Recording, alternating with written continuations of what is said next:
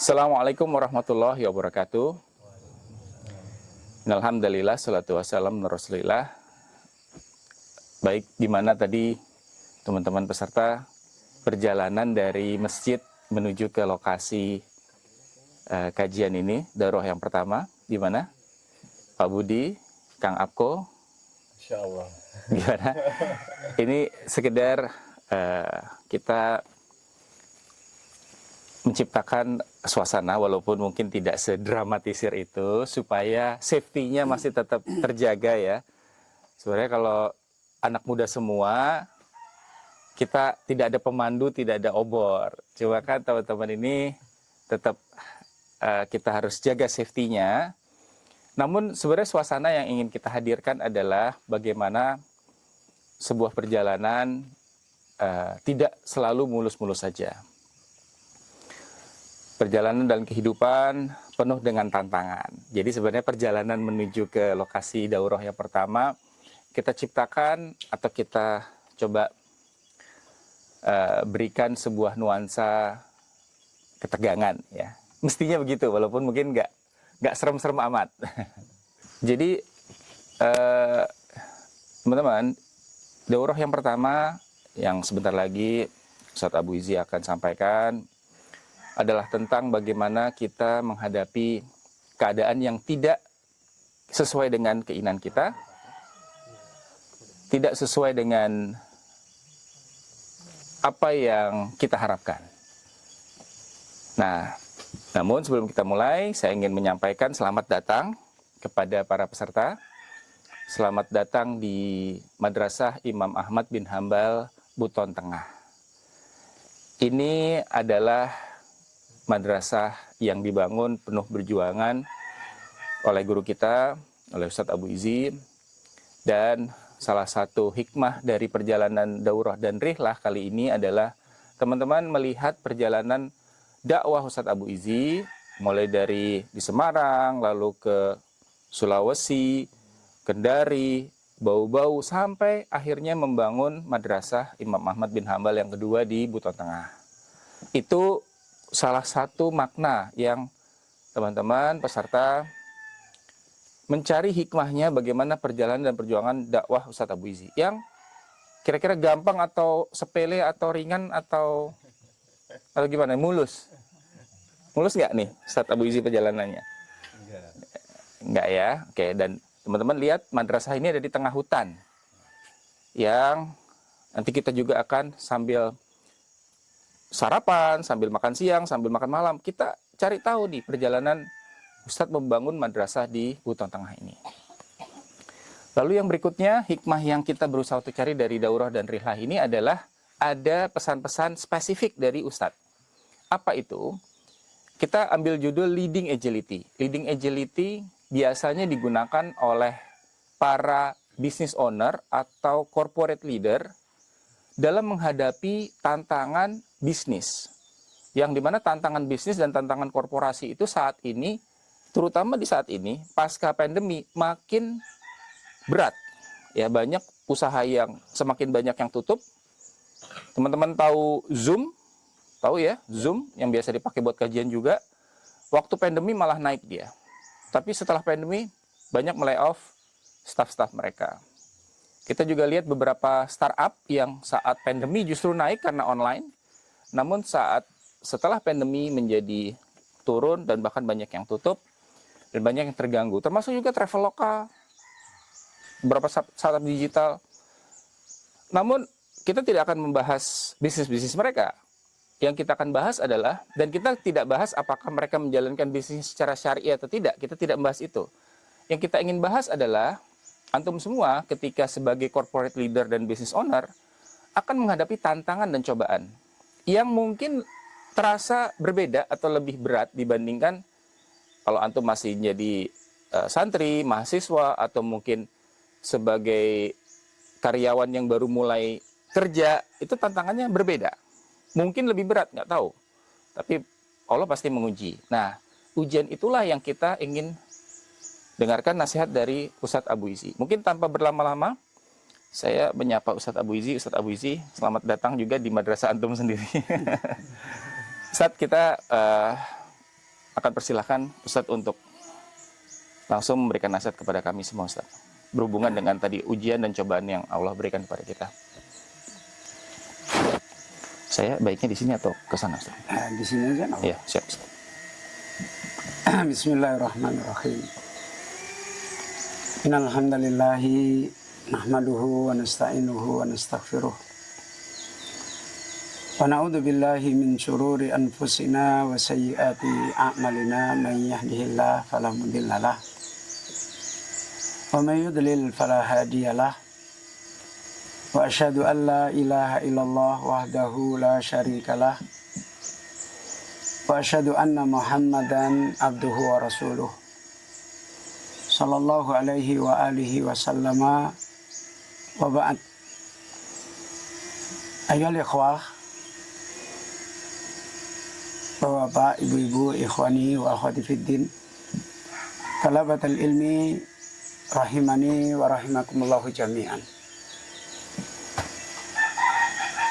Alhamdulillah, di pagi subuh yang mubarakah ini Allah kumpulkan kita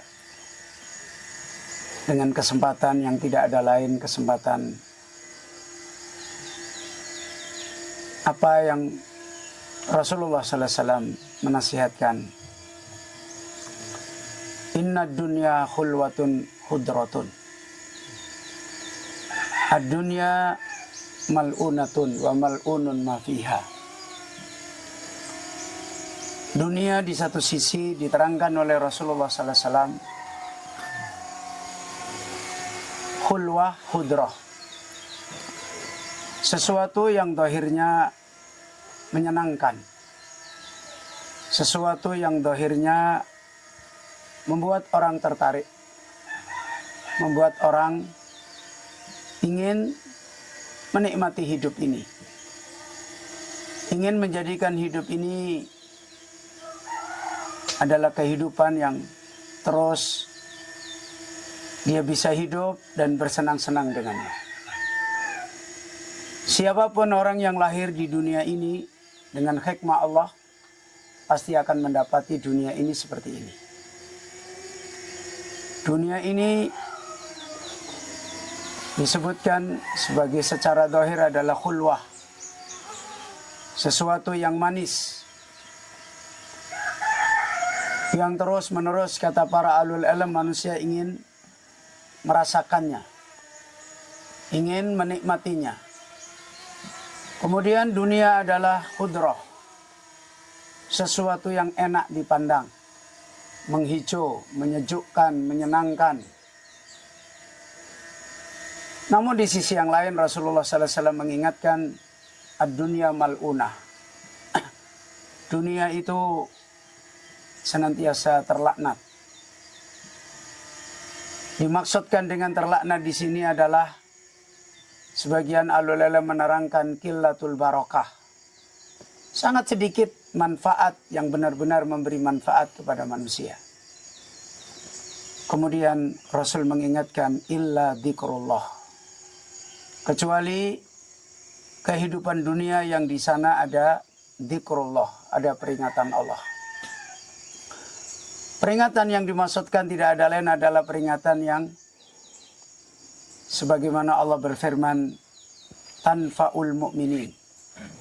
Peringatan yang senantiasa memberi manfaat pada orang-orang beriman. Bukan sekedar peringatan. Karena kalau sekedar peringatan Al-Quran sampai hari kiamat masih ada. Kalau sekedar hanya peringatan hadis-hadis Rasulullah SAW sampai hari kiamat masih dijaga oleh Allah. Tapi peringatan yang dimaksudkan di sini adalah peringatan yang tanfa, memberi manfaat. Peringatan yang memberi manfaat tidak ada lain adalah peringatan yang sebagaimana disebutkan dalam hadis itu, au muallimun au muta'allimun. Peringatan yang senantiasa berjalan sebagai nikmat ilmu. Yang dimaksud peringatan yang berjalan dengan nikmat ilmu adalah ada orang yang mengajarkan peringatan. dan ada orang yang mempelajari peringatan. Ada orang yang memahamkan peringatan Allah dan ada orang yang mengambil peringatan Allah. Inilah yang sebagaimana Rasulullah sallallahu alaihi wasallam memberikan pengecualian, illa dzikrullah. Wa ma wallahu au muallimun au muta'allim. Bahkan dulu ketika peringatan awal ini datang, sebagian orang-orang musyrik berkata, laula nuzzilal Qur'anu jumlatan wahidah. Kenapa Al-Quran itu tidak diturunkan langsung 30 juz? Kayak kitab-kitab sebelumnya seperti kitab Taurat, kitab Zabur, kitab Injil. Kenapa Al-Quran itu diturunkan tadarrujan? Sedikit demi sedikit. Istilah Al-Quran diturunkan tadarruj, diistilahkan para ulama hasbal waqa'i. Di mana peringatan ini didatangkan, disambungkan dengan kejadian-kejadian. Disambungkan dengan persoalan-persoalan hidup. Karena itu kita tahu Al-Quran kadang turun di saat Nabi sedang perang. Al-Quran kadang turun di saat Nabi di pasar. Al-Quran turun saat Nabi di rumah istri beliau.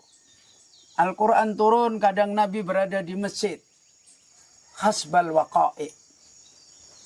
Karena Al-Quran itu adalah hudan. Petunjuk untuk menjadi orang beriman. Dan orang beriman itu punya medan kehidupan iman yang luas. Sampai perkara yang sepele. Imatatul adha anit tariq. Menghilangkan bahaya di jalan. Itu wilayah iman. Dan dulu Al-Quran itu datang seperti ini. Ini sebagai muqaddimah. Agar makna peringatan kita bisa mengambilnya dengan keselamatan di dalam mengambil makna peringatan. Karena itu terkadang kondisi di dalam peringatan itu sengaja diupayakan. Seperti Rasulullah sallallahu alaihi wasallam datang ke sebuah kebun. Kemudian di situ ada seorang sahabat tahu kalau Rasulullah itu mau masuk kebun di kota Madinah. Dan di kebun itu ada sumur. Kemudian Rasulullah sallallahu alaihi wasallam masuk ke kebun itu dan duduk di sumur. Dan kita tahu perlombaan para sahabat adalah perlombaan untuk mendapatkan peringatan dari Rasul. Maka mereka tahu. Kemudian sahabat ini meminta izin Rasulullah sallallahu alaihi wasallam untuk menjadi pintu. Diizinkan apakah tidak kalau ada orang datang ingin bertemu Rasul. Maka Nabi memberikan izin kepada sahabat ini. Maka datanglah Abu Bakar Siddiq radhiyallahu anhu sebagai orang yang selalu nomor satu di dalam mendapatkan peringatan ilmu dari Rasulullah sallallahu alaihi wasallam. Datang Abu Bakar, kemudian sahabat yang ada di depan ini, nanti saya minta izin kepada Rasulullah sallallahu alaihi wasallam. Akhirnya beliau datang, minta izin kepada Rasulullah sallallahu alaihi wasallam, dan Rasulullah sallallahu alaihi wasallam memberikan izin. Maka Abu Bakar masuk. Begitu masuk melihat Rasulullah sallallahu alaihi wasallam duduk di sumur dengan kaki berjuntai ke bawah. Kemudian Abu Bakar mengambil tempat duduk di kanan Rasulullah sallallahu alaihi wasallam. Dan kakinya Abu Bakar juga dilurusin ke sumur ke bawah sebagaimana Nabi sallallahu alaihi wasallam. Tidak lama Umar datang. Masuk. Kemudian meminta izin dan Rasulullah sallallahu alaihi wasallam mengizinkan dan Umar pun masuk. Kemudian Umar mengambil tempat duduk di sebelah kirinya Rasulullah sallallahu alaihi wasallam. Dan menurunkan kakinya Umar ke dalam sumur sama seperti Abu Bakar Siddiq radhiyallahu anhu. Tidak lama kemudian Utsman datang. Dan Utsman pun diizinkan Dan kemudian Utsman pun mengambil tempat duduk karena di kanan sudah nggak ada, di kiri sudah nggak ada, maka supaya dekat dengan Rasulullah sallallahu alaihi wasallam, beliau mengambil tempat duduk di depan Nabi sallallahu alaihi wasallam. Jadi ibarat mulut sumur, Rasulullah duduk, Abu Bakar duduk di kanan, Umar duduk di kiri, dan Utsman duduk di depan. Begitu saja kejadiannya. Namun ternyata itu menjadi peringatan yang sangat dalam. Maknanya bahwa umat itu masih bersepakat di zaman 3 khalifah ini. Di zaman Abu Bakar, di zaman Umar, di zaman Utsman. Kenapa Ali tidak datang? Karena di masa Ali bin Abi Thalib umat itu sudah berpecah. Coba bayangin. Hanya duduk saja memiliki peringatan hidup yang sangat dalam. Kenapa Utsman di depan? Kenapa Abu Bakar di kanan, Umar di kiri? Mepet dengan Rasulullah. Maknanya kuburannya mereka bertiga itu jadi satu. Dan kuburannya Utsman tidak bersama dengan Rasulullah sallallahu alaihi wasallam. Coba lihat bagaimana peringatan yang beri manfaat itu berjalan di masa Rasulullah sallallahu alaihi wasallam. Bukan seperti membaca buku yang setebal sekian, ya, yang dimana hari ini orang sudah mulai seperti itu. Al-Quran dibawakan dari awal sampai akhir, hadis-hadis Nabi dibawakan dari awal sampai akhir, tapi orangnya masih jahiliyah. Orangnya tidak mendapatkan manfaat. Maka seringkali Rasulullah mengkondisikan peringatan-peringatan itu dengan kenyataan-kenyataan hidup. Seperti Rasulullah di pasar. Dan di hari-hari kemudian Ali bin Abi Thalib pun seperti itu. Beliau membawa muridnya seorang saja, satu orang. Dibawa ke tempat yang Nahiyatul Jabban. Tempat yang jauh, yang terpencil. Kemudian di situ Ali bin Abi Thalib memberikan peringatan, memberikan tanbih, memberikan ilmu. Ayo ikhwah. Seperti itu dulu ilmunya Allah, peringatan Allah. Bahkan kita tahu, dulu para sahabat itu ada yang ketemu hadis cuma berapa. Ketemu hadis cuma berapa. Paling banyaknya sahabat Nabi yang ketemu hadis adalah Abu Hurairah radhiyallahu anhu. Bahkan Umar, bahkan Abu Bakar Siddiq, orang yang paling mulia di dalam imannya, Islamnya setelah Rasulullah, ketemu hadis hanya beberapa saja. Tapi jadi kemuliaan. Seperti ini dulu perjalanan peringatan itu berjalan.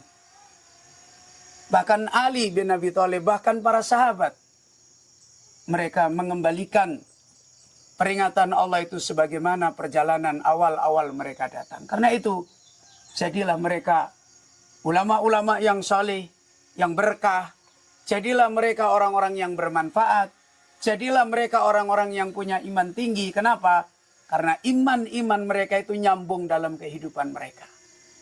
Bayangkan hari ini, ada seorang santri hafal Kutubut Tis'ah. Ada seorang santri hafal Al-Quran, hidupnya maksiat. Hidupnya jahiliyah. Tidak ada cita-cita untuk bertemu dengan Allah di surga. Tidak ada kehidupan yang hatinya tertambat dengan akhirat. Bahkan kesenangannya adalah dunia. Apa maksudnya peringatan yang dimaksudkan? Apakah Abu Bakar yang hanya ketemu beberapa hadis adalah orang-orang rugi? Enggak. Ya. Apakah Abu Hurairah yang meriwayatkan hadis sampai ribuan lebih hebat dari Abu Bakar? Tidak.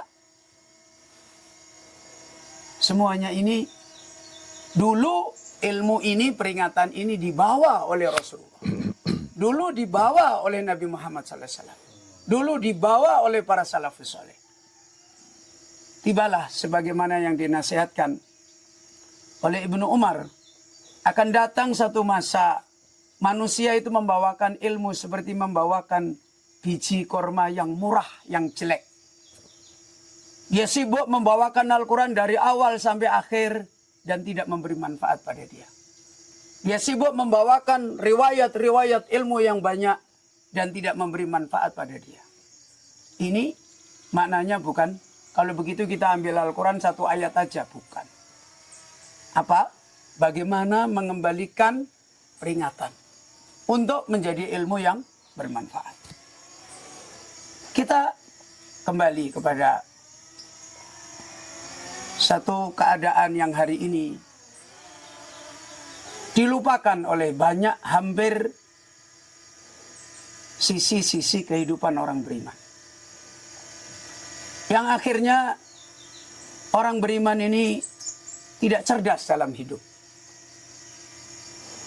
Di mana hidup ini sudah ditetapkan oleh Allah. Saya ketika masih kecil sudah dipahamkan oleh orang tua, dipahamkan oleh guru-guru, dunia itu negeri bala. Ya, bahkan Al-Imam Hasan Al-Basri menasihatkan,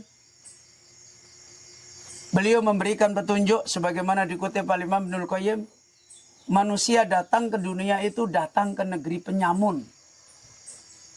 Ya. Manusia datang ke dunia itu datang ke negeri penyamun. Ya. Bahkan diterangkan oleh Imam Hasan Al-Basri, manusia di dunia ini salah satu dia menjalani hikmah sebagaimana Adam dan Hawa didatangkan ke dunia untuk mendapati ujian-ujian hidup, mendapati balak-balak kehidupan. Tujuannya kembali kepada dua keadaan. Karena dulu manusia sebelum hadir di dunia itu satu.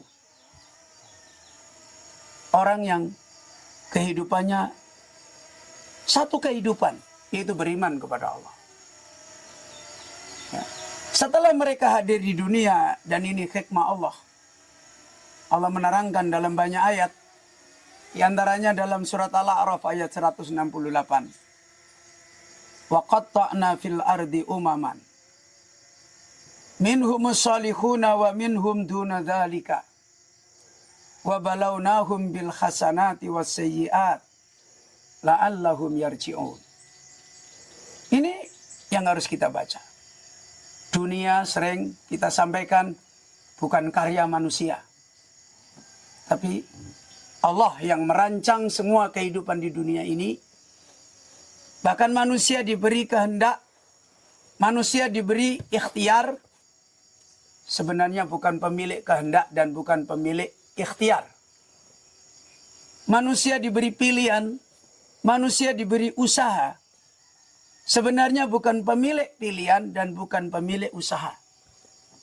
Karena itulah banyak manusia tertipu. Dia merasa dirinya bisa berupaya di dunia. Dan dia bisa menentukan hidupnya di dunia. Dia merasa dirinya punya pilihan dengan segala seleranya di dunia. Dan pilihannya itu adalah yang akan dia raih. Namun tidak. Selalu ditunjukkan oleh Allah.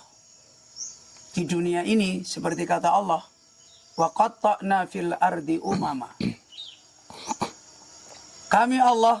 Kalau kita kembali ke ayat ini adalah kami Allah.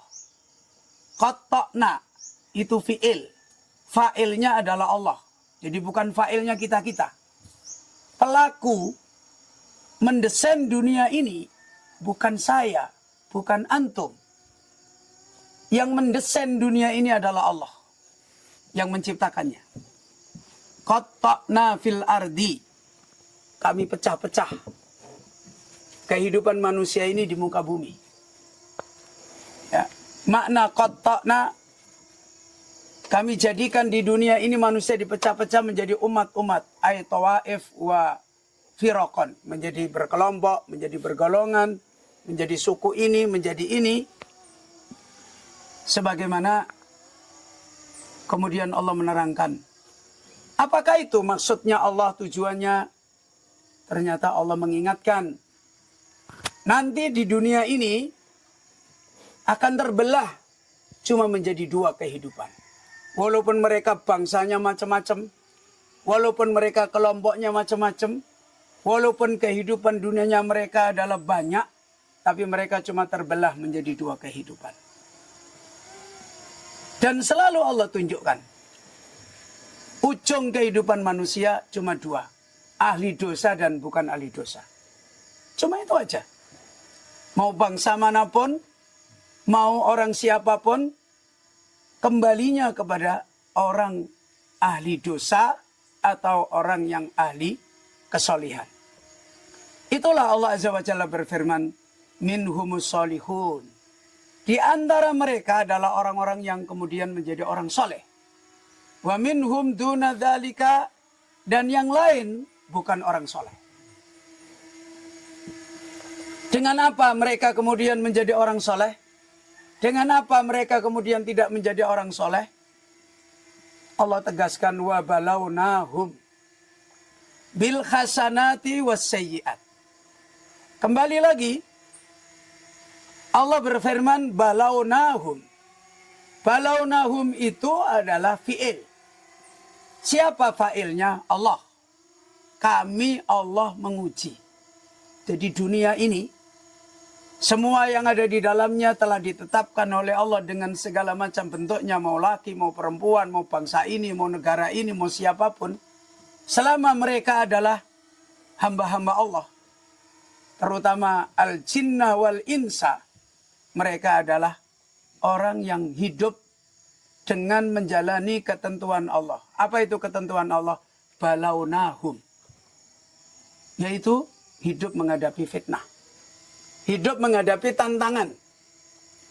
Makna dari ini semua, apakah manusia nanti menjadi orang soleh atau tidak soleh, kembali kepada mereka dalam menghadapi tantangan ini. Ayolah ikhwah. Orang-orang dulu dengan bahasa mereka, banyak yang mereka mendapatkan faedah ini dalam hidupnya. Kita tahu misalnya kayak orang Jawa. Ada syair yang dulu sering diperdengarkan di masjid-masjid saat saya masih kecil. Eling-eling sira menungso. Ya, nggonmu bungah ana donya. Ingatlah, ingatlah wahai manusia ketika kamu senang-senang di dunia. Ya. Itu banyak memberi petunjuk bahwa kita hidup ini harus selalu peka. Kita ini hidup di dunia. Dan dunia adalah negeri Allah selalu mendesain dengan ujian. Tidak ada hidup setiap detik, setiap kesempatan kecuali ujian. Kadangkala al-hasanat, kadangkala as-sayyiat. Untuk apa? Agar setiap mendapati kehidupan ini, la'allahum yarji'un. Kembalinya ke Allah. Ketemu sebagaimana cabang iman yang paling rendah. Ada secuil persoalan di jalan, kita disuruh peka. Ini adalah ujian. Jadi cabang iman atau tidak. Ketemu orang tua dengan segala keadaannya.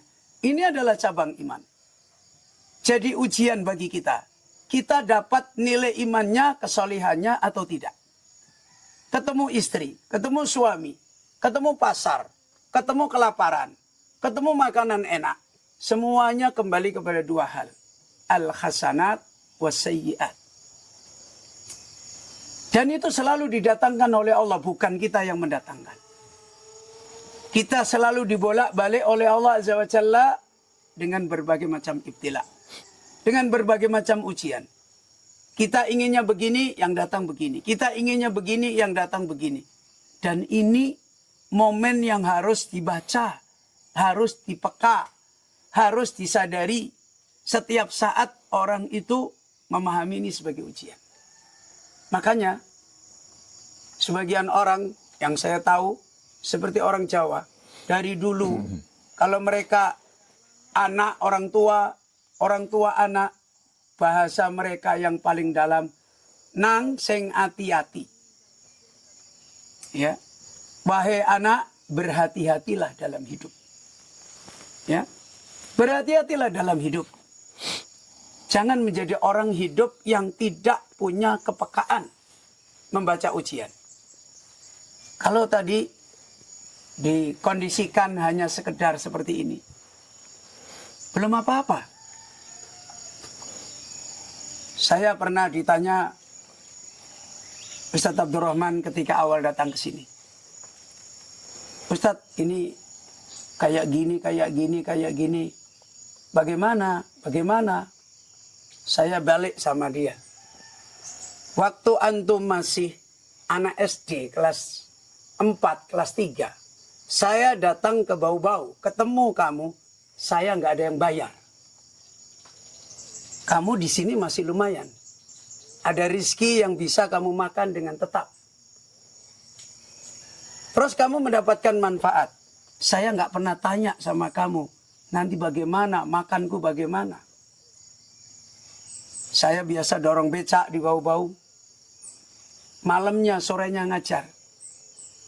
Orang kalau tidak memahami hidup ini ujian. Isinya hanya bingung. Ini bagaimana, ini bagaimana, ini bagaimana. Karena yang dia pahami adalah ya makhluk. Tapi kalau dia memahami hidup ini adalah ujian, dia akan tahu siapa yang menguji. Yang menguji saya atau Allah. Kalau yang menguji Allah, maka di situ kita tetap jadi orang baik atau tidak.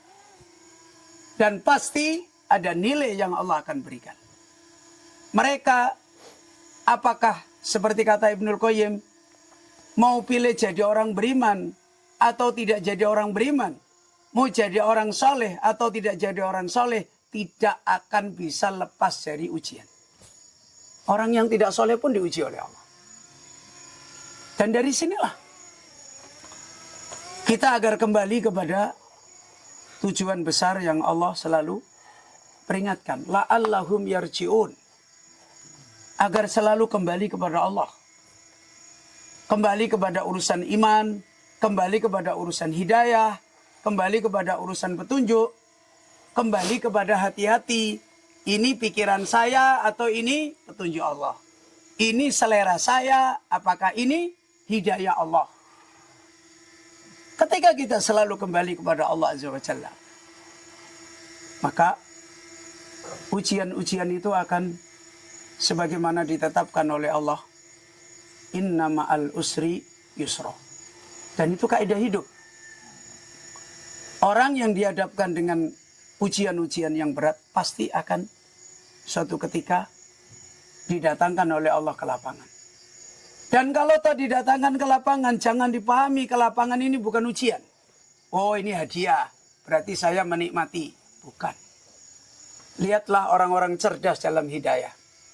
Ahli Badr dikasih kesempatan oleh Allah sebebas-bebasnya karena perjalanannya. Ya ahlal Badr, i'malu ma syi'tum. Wahai ahli Badr, silahkan kamu berbuat semaumu. Faqad ghafartu lakum. Aku Allah ampuni kalian. Terus apa yang dikerjakan ahli Badr?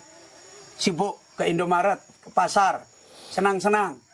Karena sudah menjadi orang dekat dengan Allah. Dibebasin berbuat apapun. Enggak. Dia tahu hidup ini ada ketentuan Allah. Walaupun dipersilakan bebas. Ya kalau ingin mendapat kemuliaan ya sebabnya ini. Kalau tidak ingin mendapat kemuliaan ya silakan tempuh ini. Ya. Ayo ikhwah. Kita tahu ketika para nabi-nabi dimuliakan oleh Allah. Allah pun mengingatkan, la in asyrakta la yahbatonna amaluka. Kalau tiba-tiba kamu itu syirik, maka amal baikmu batal semua. Ini hidup. Sekelas nabi saja diingatkan, kalau kamu syirik, maka batal semua amal-amal kamu. Ini menunjukkan persoalan hidup ini, persoalan bala, fitnah, lapangnya, sempitnya, tingginya kedudukan yang Allah berikan pada kita, kita terus disuruh membaca. Karena itulah Rasulullah SAW menasihatkan, fanduru kaifa ta'malun. Yang keluar dari mulut kita, yang keluar dari pikiran kita, yang keluar dalam perilaku kita, fanduru, lihat, perhatikan, kaifa ta'malun, bagaimana kamu itu berbuat, bagaimana kamu itu berbicara, bagaimana kamu itu berpikir, bagaimana kamu itu memegangi sesuatu, fanduru.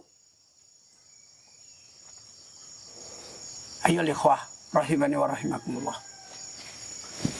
Allah Azza wa Jalla mengisyaratkan bahwa fitnah itu adalah dulumat.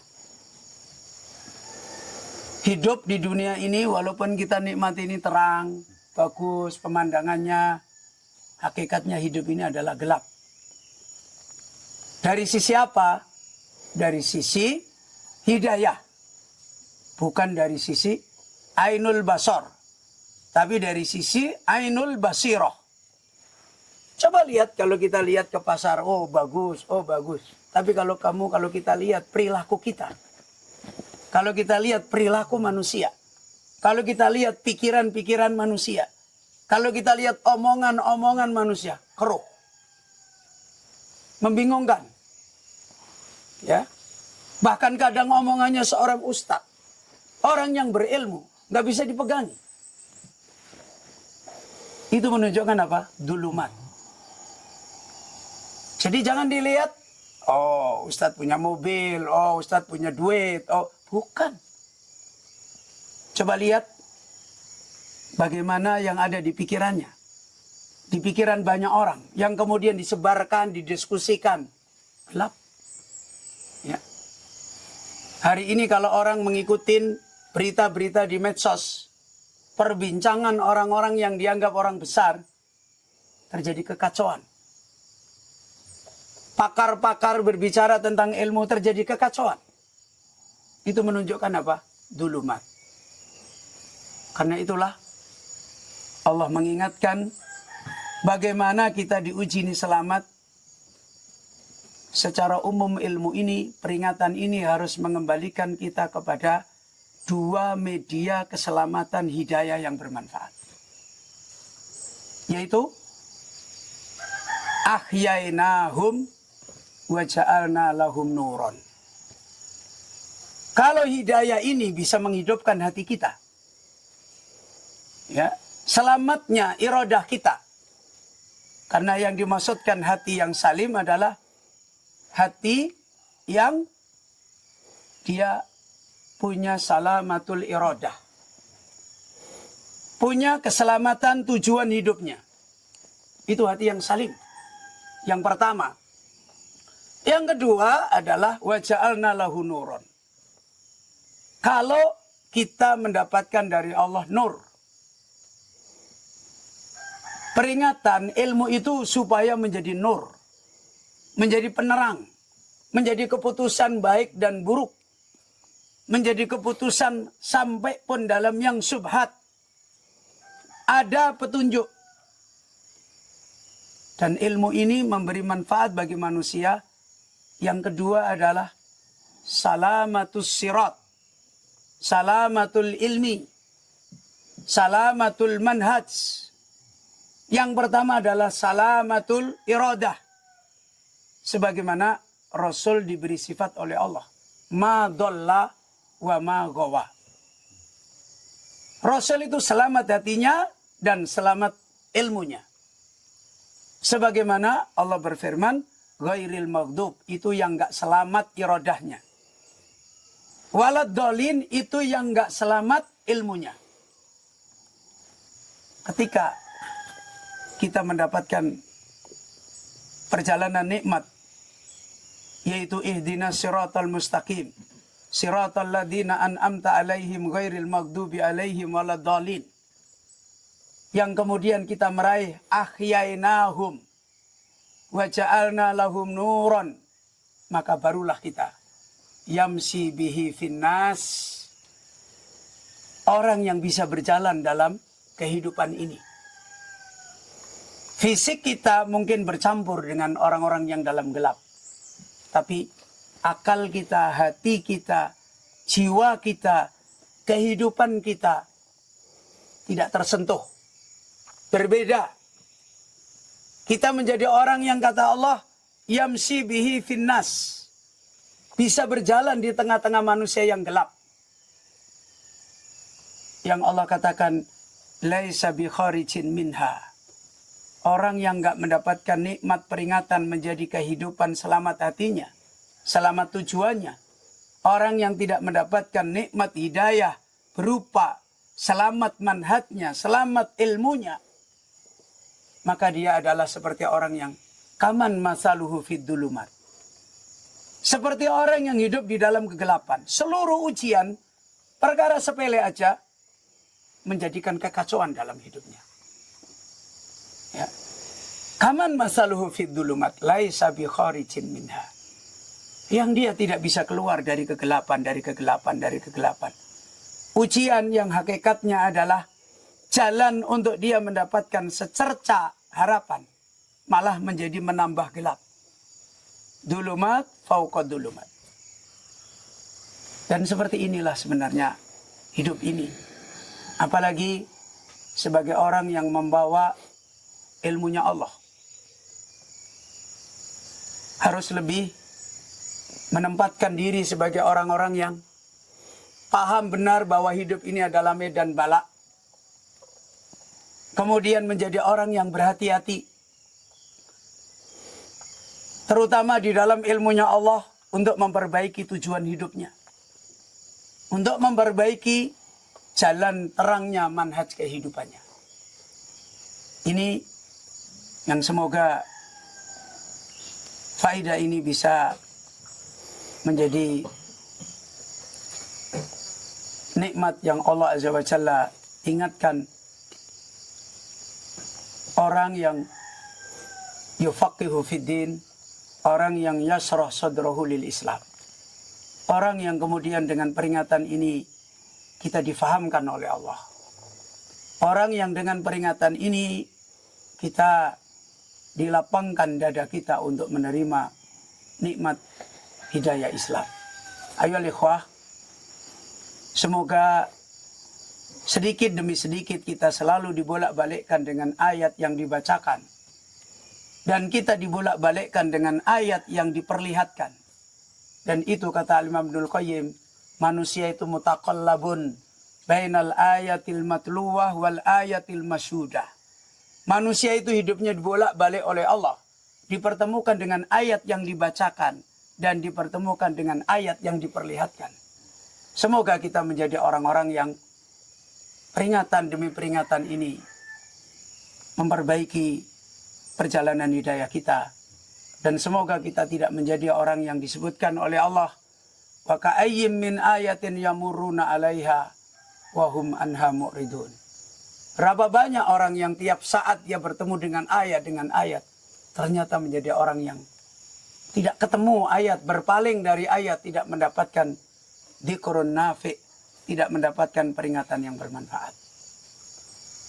Ini ayyuhal ikhwah, dan saya mohon maaf jika semua mudzakarah ini ada kekurangan dan ada kekhilafan. Alimna ma yanfa'una wanfa'na bima 'allamtana.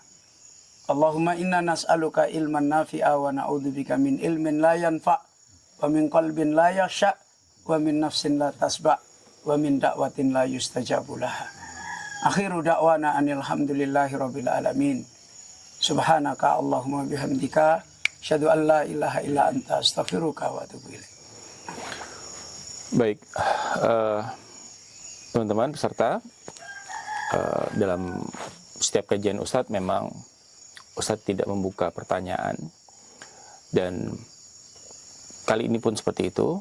Namun istimewanya buat peserta, karena kita melakukan perjalanan ini atau rihlah ini bersama guru kita Ustadz, maka teman-teman sebenarnya bisa sambil berdiskusi ya. Jadi sifatnya adalah teman-teman nanti bisa dalam perjalanan kita, nanti insya Allah pagi ini juga akan ada perjalanan, teman-teman bisa sambil berdiskusi seperti yang disampaikan Ustadz.